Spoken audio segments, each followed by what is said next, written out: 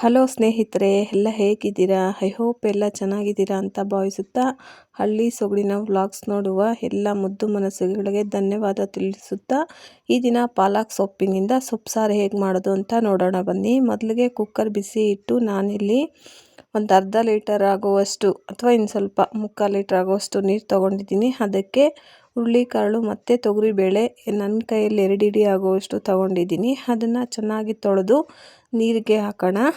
ಅದು ಕಾಯ್ತಾ ಇರಲಿ. ಅದಕ್ಕೆ ಕುಕ್ಕರ್ ಮುಚ್ಚಿ 2 ವಿಸಿಲ್ ಬರ್ಸ್ಕೊಳ್ಳೋಣ. ಬೇಳೆ ಮತ್ತು ಹುರುಳಿಕಾಳು ಸ್ವಲ್ಪ ಬೆಂದರೆ ಚೆನ್ನಾಗಿರುತ್ತೆ, ಸಾರು ಟೇಸ್ಟಿಯಾಗಿರುತ್ತೆ. ಮತ್ತು 2 ವಿಸಿಲ್ ಬಂದಾಯಿತು. ಅದಕ್ಕೆ ಈಗ ಓಪನ್ ಮಾಡಿ ಕುಕ್ಕರ್ ಕ್ಯಾಪ್ ತೆಗಿಯೋಣ.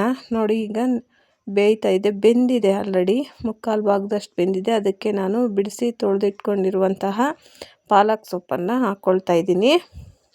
ನೋಡಿ, ಇದಕ್ಕೇ ನಾನು ಚಿಕ್ಕದು 2 ಹುಳಿ ಟೊಮೊಟೊ ಮತ್ತು ಒಂದು ಗಡ್ಡೆ ಆಗುವಷ್ಟು ಬೆಳ್ಳುಳ್ಳಿ, ಒಂದು ಸ್ವಲ್ಪ ಈರುಳ್ಳಿ, ಒಂದು 10ರಿಂದ 12 ಒಣಮೆಣ್ಸಿನ್ಕಾಯಿ ತೊಗೊಂಡಿದ್ದೀನಿ. ಅದನ್ನು ಕೂಡ ಹಾಕ್ಕೊಂಡು ರುಚಿಗೆ ತಕ್ಕಷ್ಟು ಉಪ್ಪನ್ನು ಹಾಕೋಣ. ಇನ್ನು ಸ್ವಲ್ಪ ಆ್ಯಡ್ ಮಾಡ್ಕೊಳ್ಳೋಣ ಉಪ್ಪು. ಅದ್ರ ಜೊತೆಗೆ ಒಂದು ಅರ್ಧ ಟೇಬಲ್ ಸ್ಪೂನ್ ಆಗುವಷ್ಟು ಅಡುಗೆ ಎಣ್ಣೆ ಹಾಕ್ಕೊಂಡು ನೀಟಾಗಿ ಮಿಕ್ಸ್ ಮಾಡಿಕೊಂಡು ಕ್ಯಾಪ್ ಮುಚ್ಚೋಣ. ಆ ಎಣ್ಣೆ ಹಾಕೋದ್ರಿಂದ ರುಚಿ ಇನ್ನಷ್ಟು ಜಾಸ್ತಿ ಆಗುತ್ತೆ. ಅದಕ್ಕೋಸ್ಕರ ಅಡುಗೆ ಎಣ್ಣೆ ಹಾಕ್ತಾಯಿದ್ದೀನಿ. ಇದನ್ನು ಮುಚ್ಚಿ 1 ವಿಸಿಲ್ ಬರ್ಸ್ಕೊಂಡ್ರೆ ಸಾಕಾಗುತ್ತೆ. 2 ವಿಸಿಲ್ ತೆಗೆಸಿದ್ರೆ ಸೊಪ್ಪೆಲ್ಲ ನುಣ್ಣಗೆ ಬೆಂದೋಗುತ್ತೆ. ಅದಕ್ಕೋಸ್ಕರ ನಾನಿಲ್ಲಿ 1 ವಿಸಿಲ್ ತೆಗೆಸ್ಕೊಂಡು ನೋಡಿ ಕರೆಕ್ಟಾಗಿ ಬೆಂದಿದೆ. ಈಗ ಆ ಬೆಳ್ಳುಳ್ಳಿ ಗಡ್ಡೆ ಆಗಲೇ ಹಾಕಿದ್ನಲ್ಲ, ಅದನ್ನು ಸಿಪ್ಪೆ ಸಮೇತ ತೆಗೆದುಬೇಕು. ಇವಾಗ ಅದು ಆರೋದಕ್ಕೆ ಒಂದು ಬಟ್ಲಿಗೆ ಹಾಕ್ಕೊಂಡು ಆರಿಸ್ಕೊಳ್ಳೋಣ. ನೋಡಿ, ಅದರಲ್ಲಿ ಒಂದು ಸೊಪ್ಪು ಸೋಯಿಸ್ತೀವಲ್ಲ ಬಟ್ಲು, ಅದರಲ್ಲಾದರೂ ಹಾಕ್ಕೋಬೋದು. ಇಲ್ಲಾಂತಂದರೆ ಈ ಥರನಾದರೂ ಸಪ್ರೇಟ್ ಮಾಡ್ಕೋಬೋದು ಸೊಪ್ಪು ಬೇಳೆ. ಅದನ್ನು ನೋಡಿ, ನಾನು ಇದರಲ್ಲಿ ಇನ್ನೂ ಸ್ವಲ್ಪ ಈರುಳ್ಳಿ ಅದೆಲ್ಲ ಇತ್ತಲ್ವ, ಅದನ್ನೆಲ್ಲ ಎತ್ತಿ ಇದ್ರಕ್ಕೆ ಹಾಕ್ಕೊಂಡು ನೀಟಾಗಿ ಆರಕ್ಕೆ ಬಿಟ್ಟಿದ್ದೀನಿ. ಆರಿದ್ದಾಯ್ತು. ಈಗ ಮಿಕ್ಸಿ ಮಾಡ್ಕೊಳ್ಳೋಣ. ಆರಿರೋದನ್ನೆಲ್ಲ ಮಿಕ್ಸಿಗೆ ಹಾಕ್ಕೊಂಡು ಸ್ವಲ್ಪ ಅದ್ರ ಜೊತೆ ಜೀರಿಗೆಯನ್ನು ಆ್ಯಡ್ ಮಾಡಿಕೊಂಡು ಮಿಕ್ಸಿ ಮಾಡೋಣ.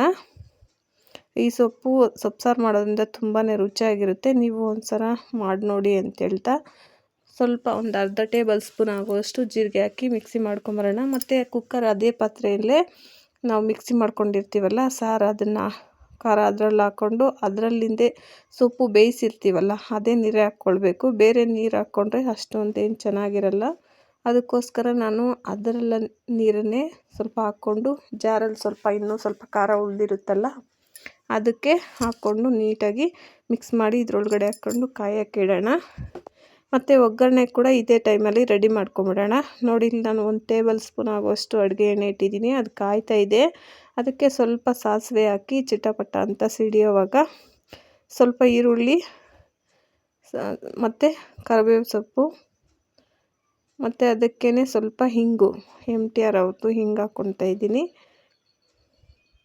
ಹಾಕಿ ನೀಟಾಗಿ ಗೋಳಿಸ್ಕೋಬೇಕು. ಇದನ್ನು ಒಗ್ಗರಣೆ ಹಸಿಯಾಗಿರುತ್ತೆ, ಗೋಳಿಸಿಲ್ಲ ನೀಟಾಗಿ ಅಂತಂದರೆ ಒಗ್ಗರಣೆ ಸ್ಮೆಲ್ಲೇ ಇರಲ್ಲ. ಅದಕ್ಕೋಸ್ಕರ ನೋಡಿ ಈ ಹಂತಕ್ಕೆ ಬಂದಿರಬೇಕು.